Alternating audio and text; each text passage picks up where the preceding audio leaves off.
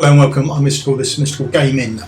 We're back in the Watcher Realms. Now a little while ago I did a video on defense reduction and who gets what and for how long and how long it gets put on for and that sort of thing. So I wanted to do much the same. I was curious about defense reduction over physical damage, vulnerability, to see what the differences was and how they got applied and that sort of stuff. I don't think there's much information on debuffs within the game. I don't think that's a particularly good information. I don't know what the defense is. So to take away 10, 15, 20%, I don't know. I haven't got a number of the defense to take that away from. I thought that'd be too samey, so I've decided to do magic vulnerability versus magic resistance reduction, so we'll have a look at those. So these are the two I'm going for. The magic resistance reduction is minus 15%. Again, there isn't a number there to say what the minus 15% of it is, and the vulnerability is magic damage taken is plus 20%. In this scenario, we will be using Greed for this one, and we'll be using Aeon for this one.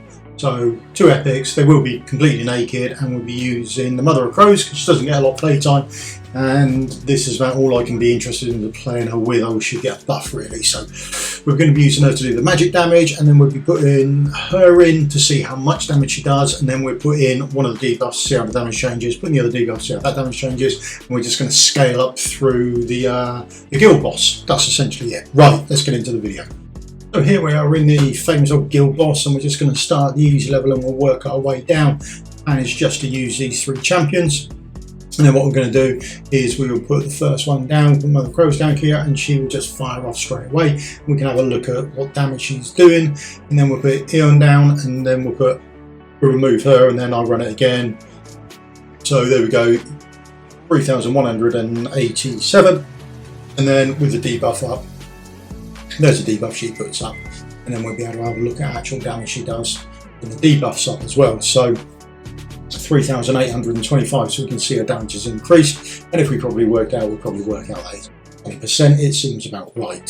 So next time through, we just put Mother of Crows down there, we get the same damage coming through. We'll put Greed up there. Now Greed doesn't put this on for as long, so, and the chances of it going on are quite slim as well. So what we've done is we've just hit the pause button when we see some damage coming from her, and then we can just pause it and have a look at what actually gets done. So we're just waiting for the debuff to go on. Like I say, the chances of it aren't brilliant, which does mitigate the odds on actually getting it. So now we've got the debuff on.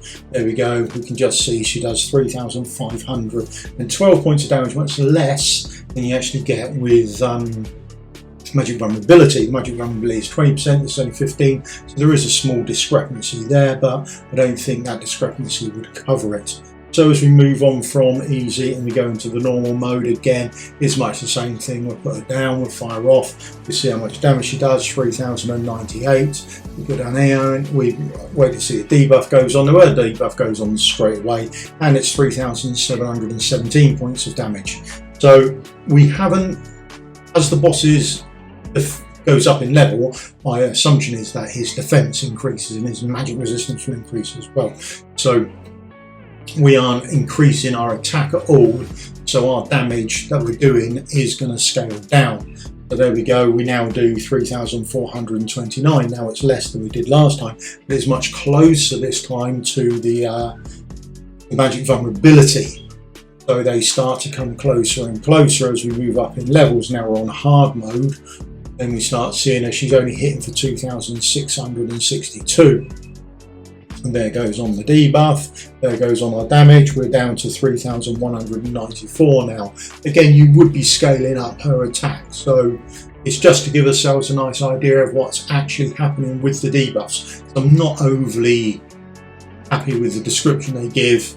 There aren't any numbers. There seems to be a scale. It's got a lot of defense, a lot of magic resistance, then the scale seems to be fully over, but we don't really know either which way. So hopefully this gives you some knowledge, and when you're going forward to think, well, actually I know what this does now, and I'm sort of more aware of what I'm going to get, what bang I'm going to get for my buck, so to speak, when I'm actually putting these things on.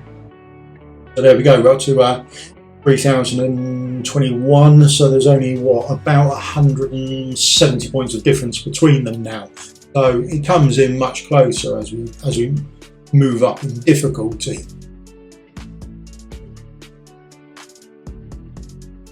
and I still do make a remarkably good cup of tea. There we are, we're down to 3,263 now. Damage being done by with the debuff on. This time now we're going to wait for Greed to slap his debuff on of the magic resistance reduction, so their resistance to magic damage comes down. I'm assuming it's going up as the difficulty goes up or as the boss gets harder, and now we're on to 2,373, so we're actually just overtaken there, and it's only a 15% debuff, whereas the other one is a full-on 20% debuff. So we can start to see that slip and that scaling now of it. The harder the boss is getting, the less we're receiving. Proportional, remember that it is proportional, the amount of damage we are actually doing. I mean, I wouldn't try this with no gear on my attacking champion. I would make sure I've got attack on there to actually make sure they are doing some damage. This is solely just to see how the debuff themselves actually work out. Now, a little test run. Now, if other people have got more knowledge on this, please feel free to share it in the comments below. More than happy to hear people out on it. I just wanted a rough idea so I could see actually what's happening with the different debuffs and have a rough idea of what's going on when I try and think up teams later on in the game, or what I'm thinking I'm going to actually get for it. And now I'm getting 1,132 points of damage, whereas last time I only got 914 with the defense reduction. Now we're coming on to the hardest level. What are we on? Nightmare 3 at the moment, and we're just hitting her now for 229. Is it? Yeah, 229 points of damage. So even when the debuff comes in, there's not a lot of damage for us to mitigate upwards. So that reduction in our damage, 20% of that, we've got 249 now. We're getting very little damage out of that. If we reduce the magic resistance there, now we can start to see hopefully a bigger gap open up. So we're only doing 229 points of damage. It's not very much damage at all, because the boss has got much more defense, much more magic resistance attached to it. So our abilities to do damage is somewhat shortened. There we go, we're now doing 660. So we're doing 2.5 times, just over 2 times the amount of damage. Then when we get on to now we're moving into Nightmare 4. Remember, no one's got any gear on, so we're pretty much bottom of the barrel. We are just shooting, what we're hitting for now, we hit for 229, so that is the bottom cap of what we can actually hit for. Even when we apply our 20% magic damage vulnerability on them, we're not going to get much of a boost anyway. In fact, we didn't get anything. So even with that debuff on, it's capped out at the bottom. We are getting nothing. There isn't enough damage there for them to even, with the vulnerability, get above that bottom threshold. So that's where we sit with it. And now we'll just have a quick look at the magic resistance reduction. Remember, this is only 15%, it's not the 20 it only puts on, but there we go, we can just about make it out. 229 as well. So by the time we hit Nightmare 4, if your champions have 0 gear on them, then this is what you can pretty much expect. But essentially that is it. There we are. So sorry about this, my mic cut out here. I just wanted to show that back on the easy stage you can use both debuffs at the same time, or independently of each other. They don't have to be used one or the other. You can use both of them, and then you would get the benefits of them both. So it's not one or the other, you can use both of them. So should you use vulnerability over reduction? No, you should probably use both of them at the same time, would be the best option, I feel. So if you want a 10% reduction in magic resistance, these are your 2 heroes you're looking for. You're looking for Vienna, but she does it on array 1, so you can't just get her. You need her up to awaken 1 before you can do it. Ajax really good. Anyone within 2 tiles permanently, as long as they're within 2 tiles, so make sure you position them correctly if that's what you're looking for.